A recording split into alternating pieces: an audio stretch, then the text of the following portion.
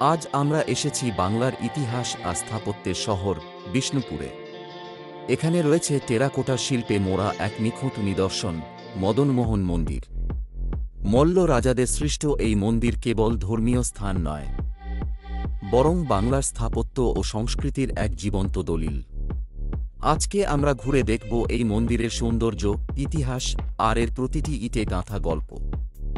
মদনমোহন মন্দির নির্মিত হয় ১৬৯৪ সালে মল্ল রাজা দুর্গোজন সিংহদেবের শাসনকালে।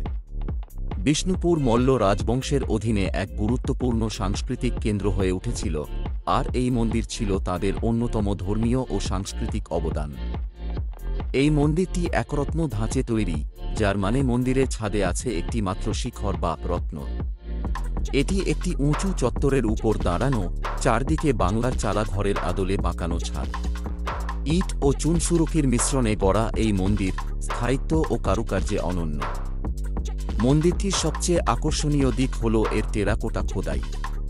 প্রত্যেকটি দেয়ালে ফুটে উঠেছে রামায়ণ, মহাভারত, গীতার উপদেশ এবং কৃষ্ণের লীলার অসাধারণ বর্ণনা।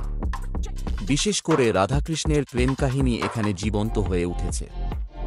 এই খোদাইগুলো শুধু ধর্মীয় নয়, সেই সময়ের সামাজিক, সাংস্কৃতিক এবং রাজনৈতিক জীবনকেও ফুটিয়ে তোলে। এই টেরাকোটার কাজ দেখে বোঝা যায় কি অসাধারণ দক্ষ ছিলেন সে সময়ের শিল্পীরা। মদনমোহন মন্দির শুধু একটি ধর্মীয় স্থান নয়, এটি ইতিহাস, শিল্প ও আধ্যাত্মিকতার মেলবন্ধন। বাংলার স্থাপত্য যে কতটা সমৃদ্ধ ছিল তা এর প্রতিটি ইট, প্রতিটি খোদাই আজও প্রমাণ করে।